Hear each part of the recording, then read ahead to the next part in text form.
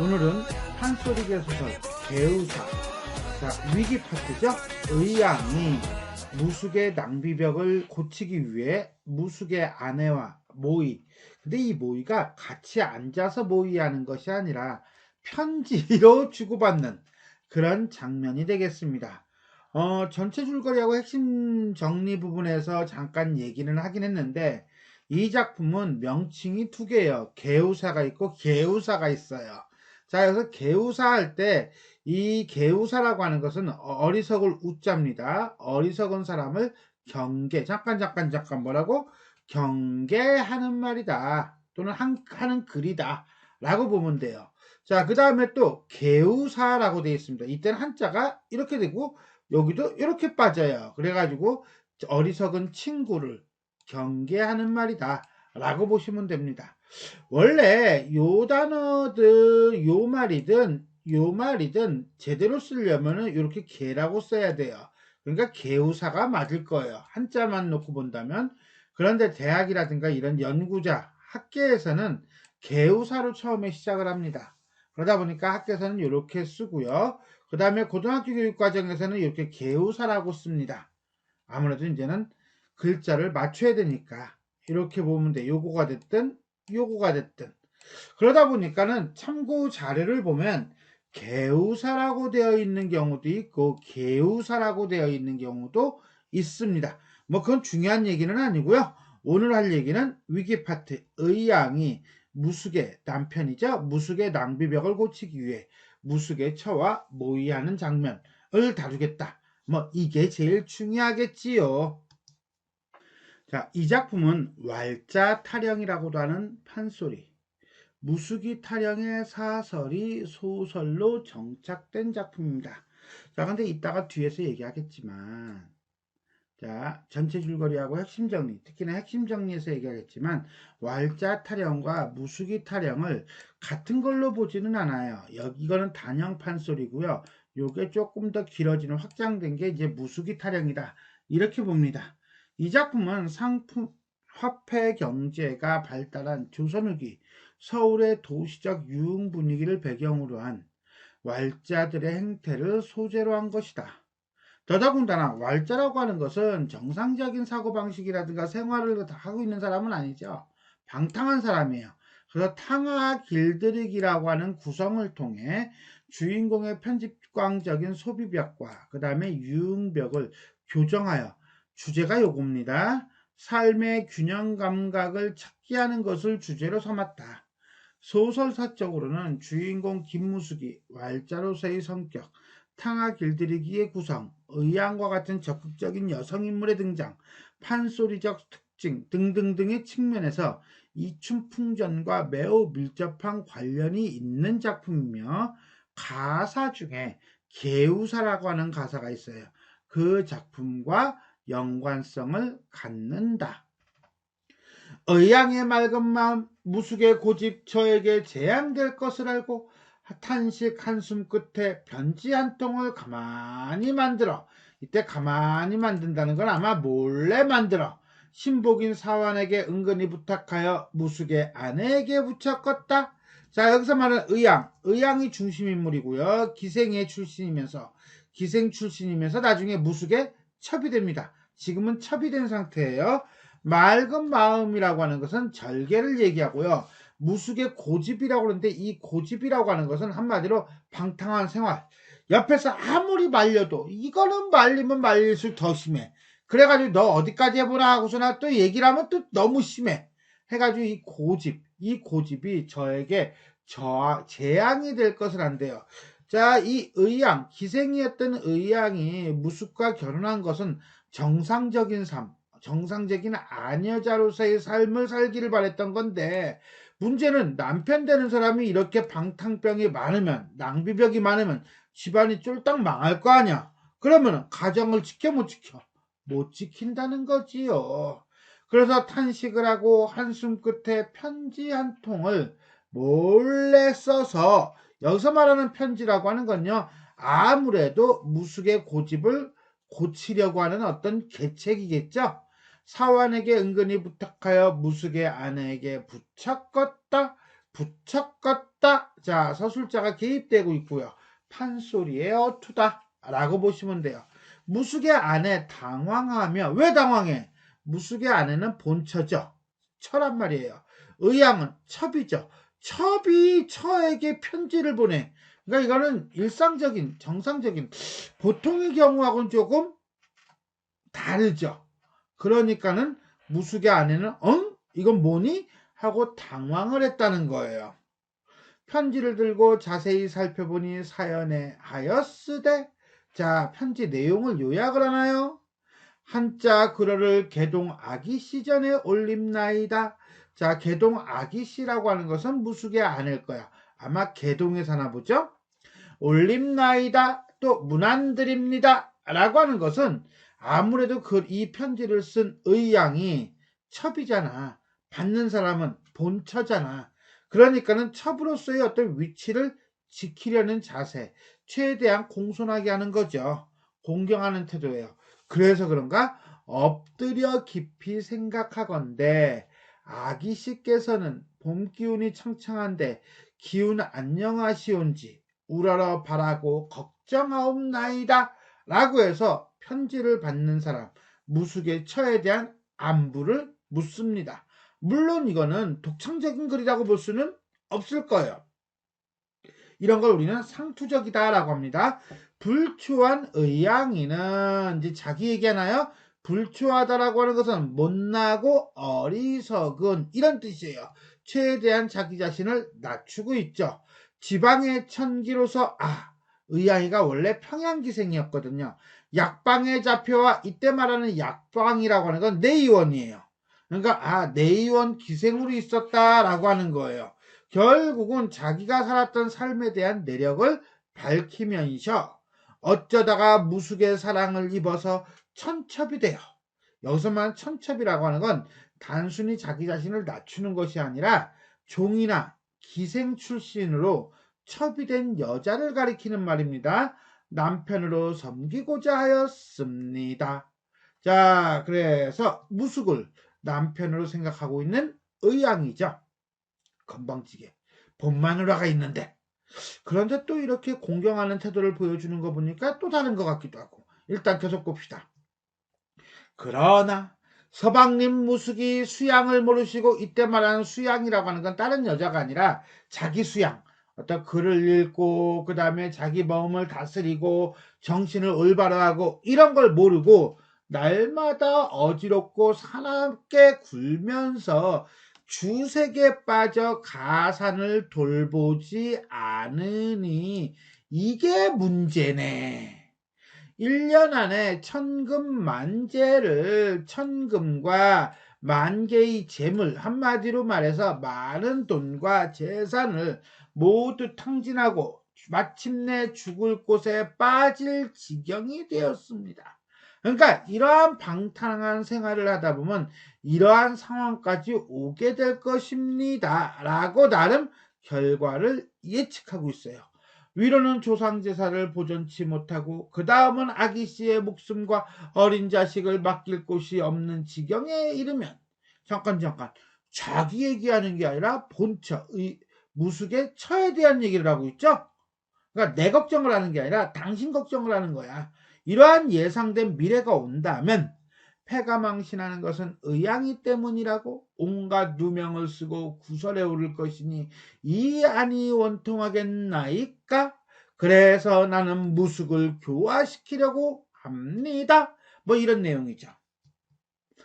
아무리 생각해도 서방님의 허랑한 허황되고 착실하지 못한 심사를 잡을 길이 없사오매 생각을 고민하고 어떻게 하는 게 좋을까 하다가 온갖 고생, 치사한 일, 부끄러움을 많이 당하면 한마디로 쫄딱 망해서 온갖 고생과 비웃음과 천대를 받으면 배고파 한심하고 몸이 추워 서러우면 이러한 극단적인 상황까지 떨어지게 된다면 비로소 이런 일을 뉘우치고 스스로 한심하게 생각하여 후회하고 반성할 것입니다. 결국은 뭡니까? 자신의 계획은 뭐예요? 여기죠? 이게 의왕의 계획이죠. 무숙이를 어떻게 쫄딱 망하게 하겠다. 뭐 진짜 망하게 한다기보다는 망한 것처럼 만들겠다. 뭐 이런 거죠. 이러한 자신의 계획을 밝히고 있습니다. 왜? 그러면 스스로 한심하게 생각하여 후회하고 반성할 것이 아니겠느냐. 이게 의도죠. 이렇게 방탕한 사람을 길들이는 걸 우리가 탕자 길들이기 화소라고 합니다. 편지의 아래의 말씀은 산처럼 많사오나 비유법 쓰고 있나요? 마음이 혼란스럽고 가슴이 너무 막혀서 대강만 아릅니다. 의양은 머리를 조아려 2번 절하나이다. 왜 2번 절해? 재배한다는 거죠. 한마디로 이 편지를 받는 사람, 수신자, 무숙의 처와 자기 자신은 처와 첩의 관계야. 이런 사회적 신분 차이를 고려해서 표현한 것이라고 볼 수가 있겠습니다. 여기까지는 결국은 무숙의 행동을 바로잡겠다며 본처에게 편지를 쓰는 의양의 모습이 나타나고 있습니다.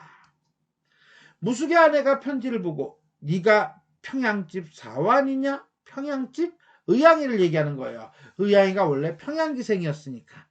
편지를 보니 창기 중에 뛰어나고 점잖은 사람이요 의리가 있고 기특하구나. 자, 어때요? 의양이를 긍정적으로 바라보고 있죠.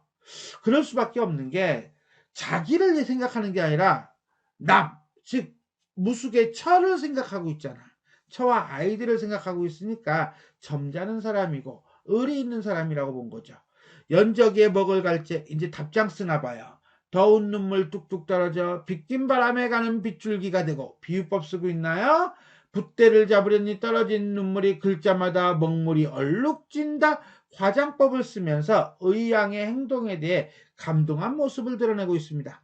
편지를 써서 하인을 주니 의양에게 가만히 전한즉 의양이 받아보니 사연이 이러하더라.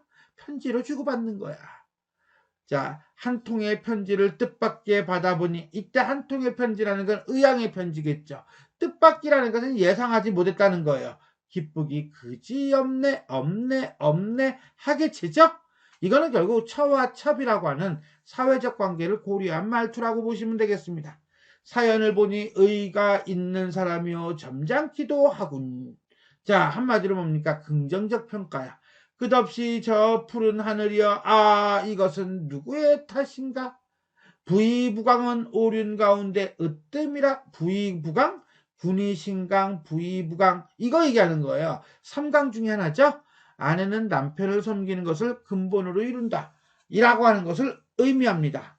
으뜸이라 라고 하는 거 보니까 무숙의 처가 가지고 있는 가치관, 어떤 조선시대의 봉건적 가치관이 드러나고 있어요.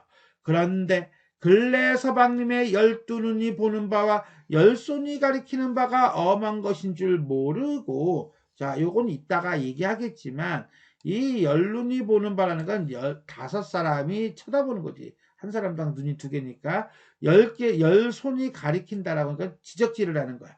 그러니까 주위 사람들의 어떤 엄중함을 모르고 세상의 평판이라든가 평가에 대해서 생각하지 않고 라고 하는 뜻을 가지고 있습니다. 한마디로 사람들의 이목을 생각하지 않고 자포자기하여 사나운 사람들, 이때 말하는 사나운 사람들은 술 먹고 돌아다니는 왈자들을 얘기하겠죠. 어울려 다니며 고집대로 일을 결정하니, 한마디로 방탕한 생활을 하니 처자와 가족들이 돌아갈 곳이 없구나 라고 하는데, 이거는 지금 현재 상황을 몰라서 그래요. 자, 이 지문의 이 설명의 앞부분을 보면은 무숙의 처와 자식들은 자기 집에 안 있습니다. 남의 집 겹방살이 신세예요. 요 얘기를 하고 있다라고 보시면 돼요. 그러나 여자의 몸이 되어 원한을 품고 애통해함은 부녀자들이 하는 요망한, 그렇게 해서는 된다 안 된다? 안 된다 라고 하는 거죠. 일종의 남성 중심의 가부장적 사고가 드러나고 있다라고 보면 돼요. 장강은 백주와 같은 글로 절개를 지켰으며 반처변은 남편에게서 버림받아 부채와 같이 쓸모 없어졌으나 원한이 없었구나. 자, 여기서부터 여기까지는 딱 보니까 어때요? 그렇죠. 고사를 인용하는 거죠.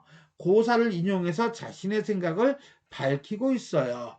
자, 그런데 장강은 백주와 같은 글로 절개를 지켰다라고 했는데 이거는 어디에 나오는 말이냐? 그러면 시경에 나오는 말이에요. 시경에 나오는 말로 위나라 제후 공백이 죽자 아내 장강이 죽은 남편에 대한 절개를 드러내고 시를 지었습니다. 재가를 거절한 고사라고 했는데 이게 무슨 소리냐? 공백이 죽으니까 장강의 부모가 재혼하라고 합니다. 그랬더니 이 시를 백주라고 하는 시를 쓰고 그 다음에 재혼을 거절했다는 이야기가 있어요. 그러면 이 백주라는 시가 어떤 시인가라고 하는 것은 이 본문 설명 끝나고 뒤에서 다시 한번 보여주도록 할게요. 반첩에는 남편에게 버림받아 부채와 같이 쓸모 없어졌으나 원한이 없다 라고 했는데 요거는 반첩여의 원가행이라고 하는 내용을 인용한 거라고 보시면 돼요.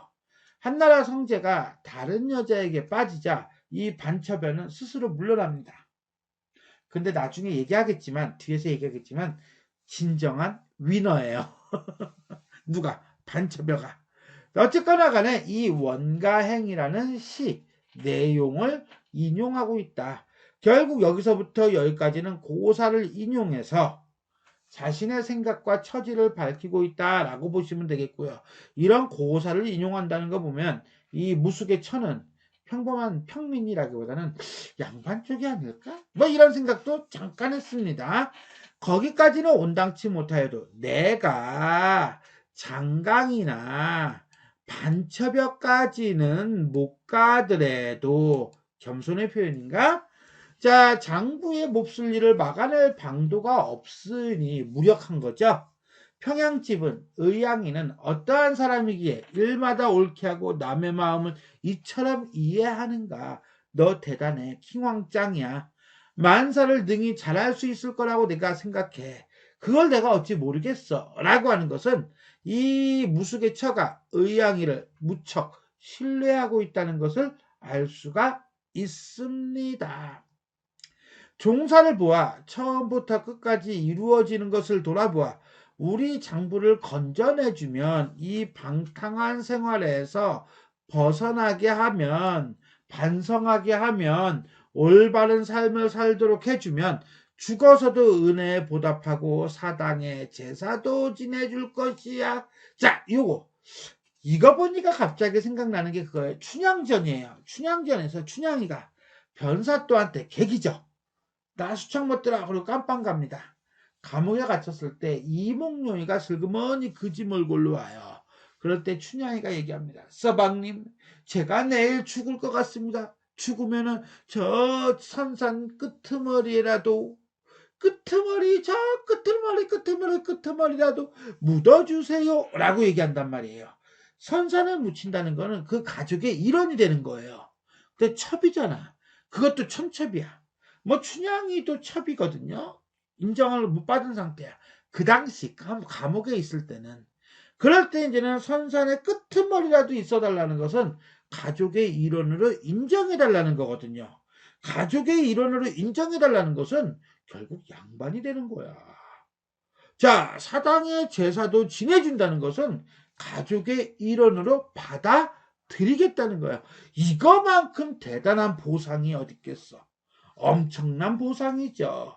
수십 년 썩은 인해간장 평양집이 의양이가 헤아려 매사를 세밀하게 도모하기를 바라노라 라고 하는 거 보니까 네 계획대로 해. 콜 오케이 라고 계획 실행을 허락하는 거죠. 자, 여기까지 의양에게 감사와 격려를 하며 계획에 동의하는 무숙의 본처의 모습이 드러나고 있습니다. 자, 이 편지 받은 의양이는 기운나죠. 엄청나겠죠. 의양이 답장을 보고 쉼없는 눈물을 흘려 그렇지 눈물을 흘릴 수밖에 없지. 자신을 인정해준다고 하니 얼마나 기뻐. 감사하지. 옷자락이 모두 젖을 지경이었다. 자신을 인정하고 가족의 일원으로 받아들이겠다는 것에 대한 감사한 마음이에요.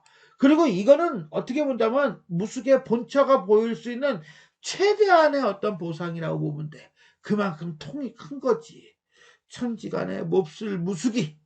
이런 여중진자 어진아내를 몰라보네. 여중진자 여자 중에서도 진짜 미안 군자 여자 중에 군자 어떤 군자 정숙하고 덕이 많은 여자 나 같은 천첩이야 오일경조가 될 것이니 오일경조도 이것도 고사를 인용한 건데 5일 정도밖에 있지 못한다 라는 걸로 오래 계속되지 못한다. 한마디로 무수기가 망하면 나도 이 생활 쪽난다 뭐 이런 거죠. 어찌 본다면 자신의 처지를 아주 냉철하게 객관적으로 보고 있다라고 볼 수 있어요. 그러니 이렇게 되지 않으려면 어떻게 해야 돼? 남편을 쥐어짜야지. 자, 단단히 잡죄리라 했는데 잡죄다라고 하는 것은 아주 엄하게 다잡다라는 뜻이에요. 결국 무숙의 행실을 발음도 안 되네. 무숙의 행실을 바로잡을 것을 다짐하고 있다. 왜? 그러지 못하면 첩으로서의 삶이 오래가지 못할 것이라고 인식한 거죠. 자, 여기까지 본처에게 감사하는 마음을 가지며 무숙을 계도하겠다고 다짐하는 의양의 모습이 드러나고 있습니다. 자, 여기까지 오늘 살펴보고요. 그 다음에 한번 중요한 거 몇 개만 포인트 잡아봅시다. 일단 구절의 출처와 의미라고 그러는데 고사를 인용한다고 그랬어요. 그래서 그 고사가 어디에 나오는지 그 다음에 어떤 내용인지를 한번 살펴봅시다. 근래 서방님이 열눈에 보는 바와 열손이 가리키는 바를 엄한 줄 모르고 할 때 이 부분 아까 시경에 나온다고 그랬죠. 이거예요. 증자께서 말씀하시기를 신목소시오 십수소진이 기엄호라. 증자께서 말씀하시기를 열눈이 보는 바이며 열손가락이 가리키는 바이니 그것이야말로 참으로 엄하구나 무섭구나 라고 하는 것으로 이거 대학에 나오는 구절이에요. 미안 sorry. 대학에 나오는 구절로 많은 사람의 눈을 피할 수 없음을 강조하며 근신 자기 몸을 수양할 것을 강조하는 내용이다 라고 보시면 되겠습니다. 다음에 장강의 백주에 대한 얘기했죠. 장강은 백주와 같은 글로 절개를 지켰으며 라고 했는데 도대체 백주라는 시가 어떤 시냐. 그러니까 이 시경에 나오는 시예요. 시경에 나오는 시인데 보니까 백주가 한 3편인가 4편 나오더라고요. 그 중에 요 대목이 딱 맞을 거예요. 범피백주 제피중하 단피양모 실유야이 지사시미타 모야천지 불량인지. 나 밑에 안 읽었어. 위에 읽었어. 자, 이게 무슨 뜻이냐. 범피백주라고 하는 것은 두둥실 저 파도를 떠나는 백주 잣나무 배가 제피중하 이때 하는 강이 아니라 황하예요. 황하물 가운데 제피 있구나. 그곳에 제 있을 제자죠. 떠있네 뭐 이런 뜻입니다. 그래서 굳이 해석을 한다면 이렇게 해석해요. 두둥실 저 잣나무 배가 저 황하물 가운데 떠있네. 저 두 갈래 늘어진 다팔머리 총각이 실로 내 배필이었으니. 자, 여기서 요 의가 바로 이제는 배필이란 뜻이에요. 자, 죽어도 다른 마음 갖지 않으리. 자, 죽어도 심히 다른 마음을 갖지 않겠다. 그런데 어머니는 하늘 같으신 분이야. 어머니 이꼬르 하늘이야. 그렇지만 내 마음을 몰라주시는구나. 자꾸 제가 가라고 다른 남자하고 결혼하라고 하시는구나 라고 시를 읊으면서 거절하는 거예요. 그러면서 요거와 관련된 한자성어 4글자짜리 고사성어가 있는데 그것이 바로 뭐냐 그러면 백주지조 백주의 정조라는 단어가 생겨났습니다. 자, 장강에 대한 얘기가 여기 있다면 반첩에 대한 얘기도 나와야겠죠. 반첩에는 남편에게서 버림받아 부채와 같이 쓸모 없어졌으나 원한이 없다. 요건 좀 길어요. 이게 지금 몇 구냐? 5행에 조금 긴데 한번 이렇게 돼 있어요. 와 sorry. 자, 우리가 읽을 때는 아마 이렇게 읽어야 될 거예요. 여기까지 마침표 마침표, 마침표, 마침표. 신열, 제완소, 교결려, 상설, 제위, 합환선. 선자, 이게 부채예요. 유구하고 같은 거죠. 자, 단원사 명월, 밝은 달과 같네요. 출입군 회수, 동요미풍발, 상공추절지, 양표탈염열, 기연협사중, 은정중도절. 자, 무슨 뜻이냐고요? 요런 뜻입니다. 제 나라 땅에서 난 흰 비단새로 잘라내니 희고 깨끗함이 마치 서리와 눈 같구나. 상설, 서리상자에다가 눈설자죠. 말음질하여 부채를 만드니 둥근 모양이 마치 무엇과 같아? 달과 같네. 명월, 밝은 달과 같네. 님의 품속과 소매에 드나들며 누가? 부채가. 부채가 자기 자신인 거야. 움직일 때마다 서늘한 바람 일으킨다. 항상 두려운 것은 가을철 이르러 시원한 바람이 더위를 빼앗아가. 즉 무슨 소리야? 더울 때는 부채가 필요해. 근데 가을에서 시원한 바람이 불면 부채가 필요 없잖아. 그러면 뭐해? 대나무 상자 속에 가두어져 버린다는 거야. 한마디로 외면당한다는 거죠. 그래서 은혜로운 정 중도에 끊어질까봐 두렵구나. 뭐 이런 내용이에요. 한마디로 버림받는 것에 대한 두려움이라고 보시면 되겠어요. 반처변은 누구냐? 그러면 반고라고 들어봤나요? 사마천과 쌍벽을 이루는 역사가예요. 그 역사가 반고의 대검으로 성제의 은총을 입어 처별하는 여관에 봉해집니다. 그런데 조비언이라고 하는 여인에게 성제가 홀라당 빠져버려요. 그래서 장신궁이라고 하는 궁궐 속에 갇히게 됩니다. 갇혔다기보다는 거기서 외톨이로 지내요. 아까 내가 진정한 위너라고 그랬죠? 그게 왜 그러냐면 요게 훗날, 먼 훗날, 요거 이제 시에 대한 설명 지금 읽을까요? 3초 줄게. 1, 2, 3, 끝! 조비언은 서민의 신분으로 추락하다가 결국 자살을 합니다. 하지만 반처변은 성제가 죽고 난 다음에도 능을 지키고 일생을 살아요. 그러니 진정한 위너죠, 뭐. 내가 볼 땐 그래. 최후의 승자가 진정한 승자야.